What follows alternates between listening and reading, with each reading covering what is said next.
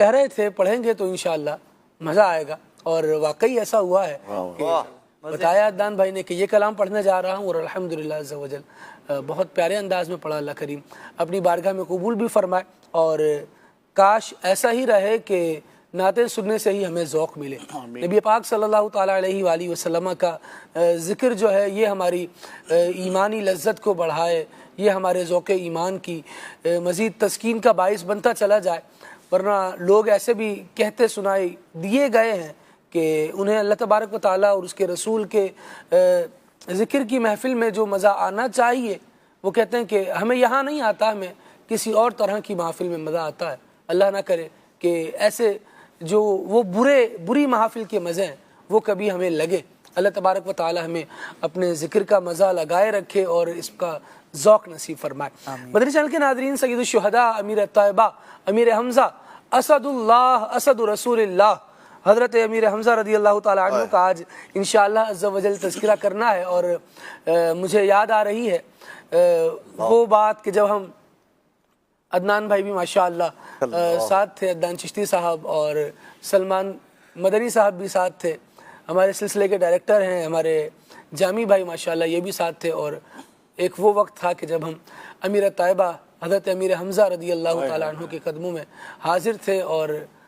کیا کرم فرمایا آپ نے، اور ہم دعا کرتے ہیں کہ یہ کرم بار بار ہو اور ہوتا ہی رہے۔ اللہ کریم ہمیں بار بار پیارا کعبہ دیکھنا نصیب فرمائے، میٹھا مدینہ دیکھنا نصیب فرمائے۔ جب کچھ یادیں اچھی ہوں تو ایسے موقعوں پر وہ یاد آ ہی جاتی ہیں۔ تو ابتدا کرتے ہیں عدنان چشتی بھائی سے، اور عدنان بھائی کیا ارشاد فرمائیں گے حضرت امیر طیبہ حضور کے پیارے اللہ کے شعر، کچھ ابتدائی تعارف ان کا بیان ہو۔ الحمدللہ رب العالمین والصلاة والسلام علی سید المرسلین،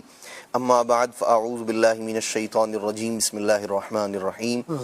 حضرت سیدنا امیر طیبہ امیر حمزہ میزبان مدینہ،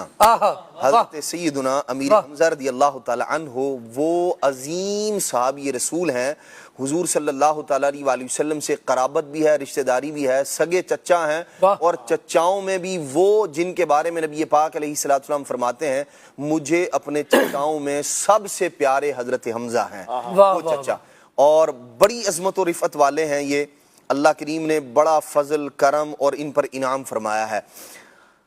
جب نبی پاک علیہ السلام کا ان کے ساتھ تعلق اور پیار اور محبت دیکھتے ہیں تو یہ نبی پاک صلی اللہ تعالیٰ علیہ وآلہ وسلم کی ذات پاک کے ساتھ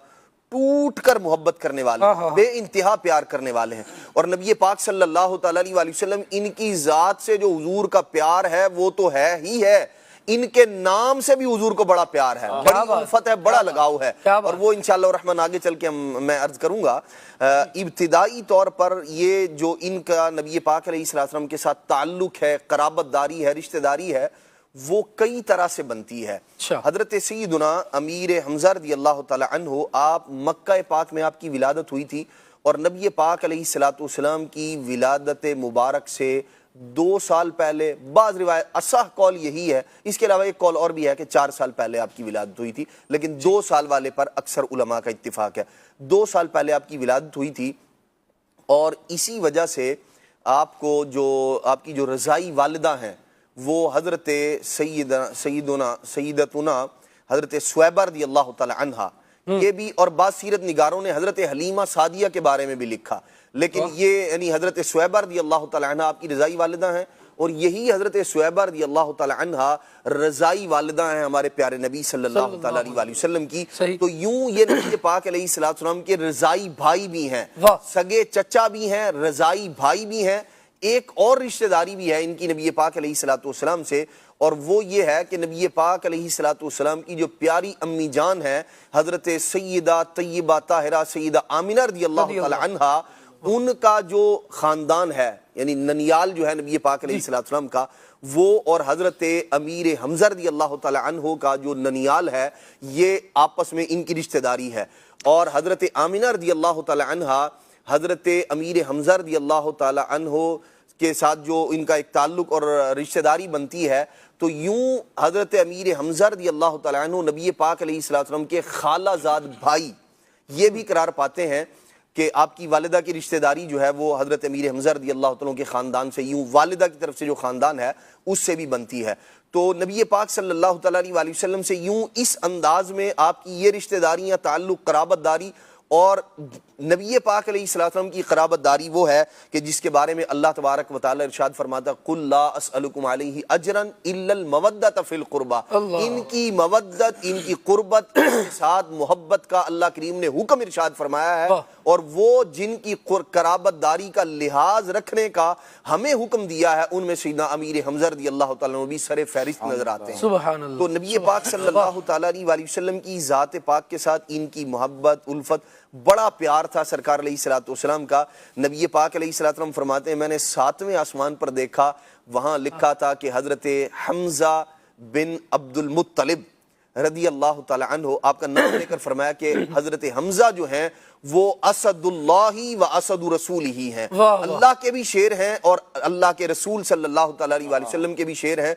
خدا کا شیر ہونا یہ بھی بڑی عزت والی بات ہے، لیکن یہ دو تمغے لگے ہوئے ہیں، یہ نبی پاک علیہ السلام کے بھی شیر ہیں اور اللہ کے بھی شیر ہیں، اور نبی پاک صلی اللہ تعالی علیہ وسلم کی بارگاہ سے جو اور انعام و اکرام ملے وہ اس کے علاوہ ہیں۔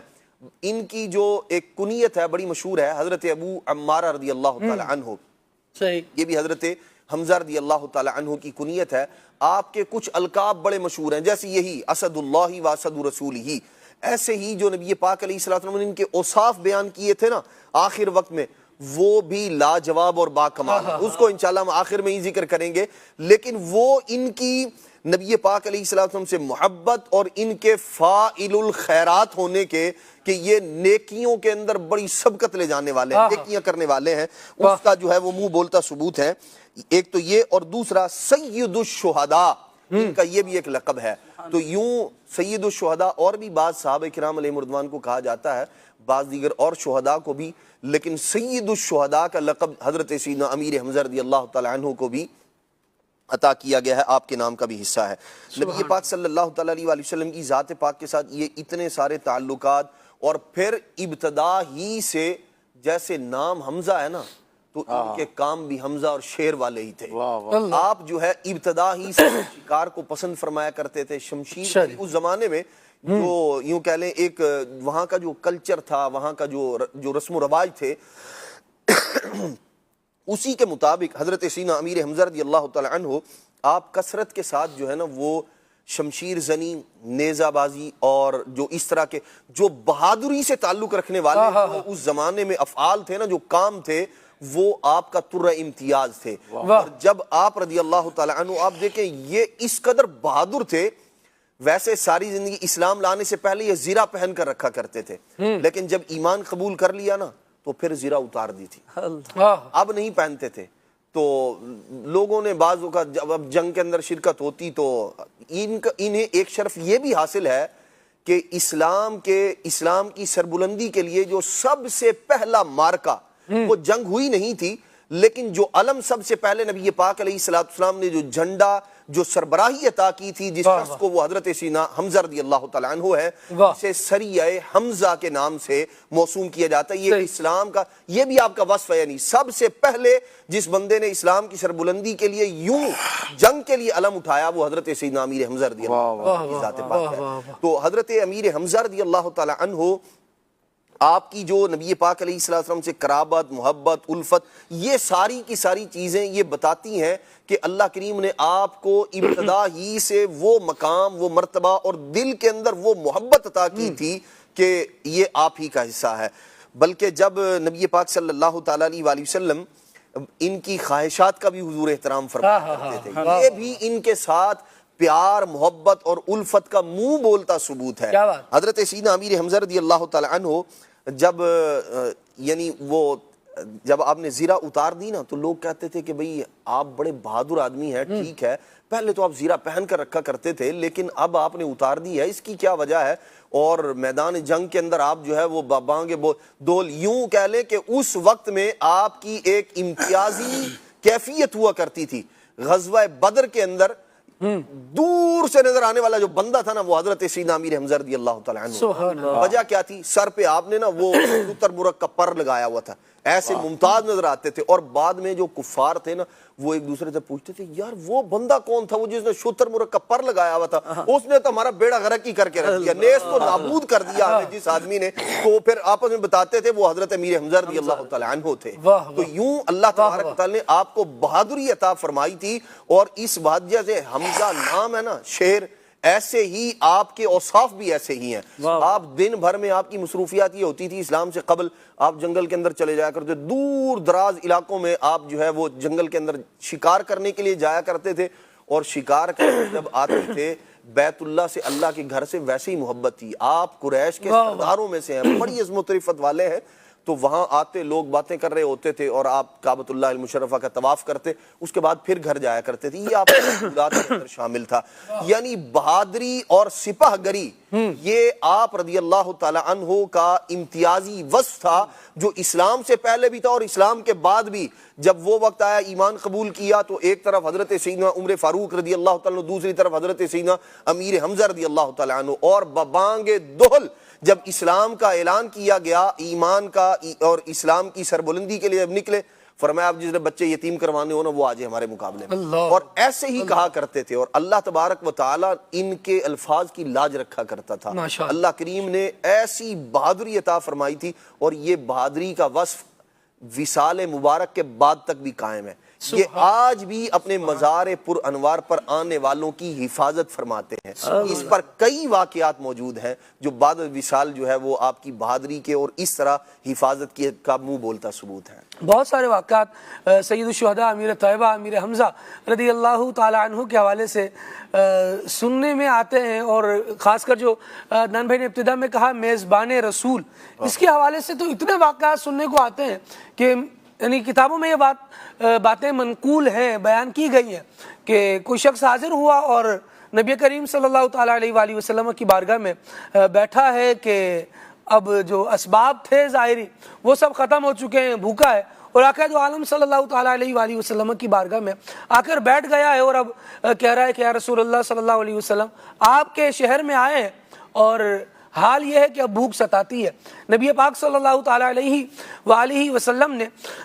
کرم فرمایا, اور ایسے میں نبی کریم صلی اللہ علیہ وسلم کے مزار فائز الانوار کے سائے میں بندے کو نیند آ گئی. جب اٹھ کر دیکھتا ہے تو کوئی شخص ہے جو اس کو ہلا رہا ہے, اسے اٹھا رہا ہے اور اپنے ہاتھوں سے روٹی کے ٹکڑے اس تک پہنچا رہا ہے. اب بھوکے کو تو روٹی چاہیے ہوتی ہے, تو پہلے تو روٹی پکڑ کر فوراً کھانا شروع کی, اور جب یہ ہوش آیا کہ دیکھوں تو صحیح کہ روٹی دینے والا کون ہے, تو وہ دینے والا جا چکا ہے. اب جب اس کا پیچھا کر رہے ہیں تو تھوڑی دیر تک تو نظر آیا, اس کے بعد وہ نظر ہی نہیں آیا. پھر لوگوں کو بتایا کہ ایک ایسا شخص میں نے دیکھا تھا, یہ انداز تھا اس کا, اس طرح سے دیکھنے میں لگتا تھا, مجھے کوئی بتا سکتا ہے وہ کون تھا؟ تو جن لوگوں نے امیر حمزہ رضی اللہ تعالیٰ عنہ کے اوصاف پڑھے ہوئے تھے اور وہ جانتے تھے کہ امیر حمزہ رضی اللہ تعالیٰ عنہ دیکھنے میں کیسے دکھتے تھے, انہوں نے بتایا کہ یہ میزبان رسول, یہ میزبان مدینہ حضرت امیر حمزہ رضی اللہ تعالیٰ عنہ کی مبارک ذات ہے جس کا آپ حلیہ بیان کر رہے ہیں. تو یوں بھی کرم فرمایا گیا. اور یعنی بہت سے واقعات وہ ہیں کہ بندہ بتائے تو شاید لوگ ایسے ورطہ حیرت میں پڑیں کہ عجیب و غریب داستان رقم ہو جائے. ہم مدار سید الشہداء پر ہی حاضر تھے, تو وہاں پر کثرت سے حاضری دینے والے ایک بزرگ نے بات بیان کی کہ جب کووڈ کا دور آیا اور لوگوں نے گھر سے نکلنا ہی موقوف کر رکھا تھا, تو اس وقت حضرت امیر حمزہ رضی اللہ تعالیٰ عنہ کے مزار کے گرد بھی نا دیکھا جاتا ہے کہ لنگر تو چل ہی رہا ہوتا ہے, اور پھر کچھ بلیاں جو ہیں یا اس طرح کے دیگر جو جانور ہیں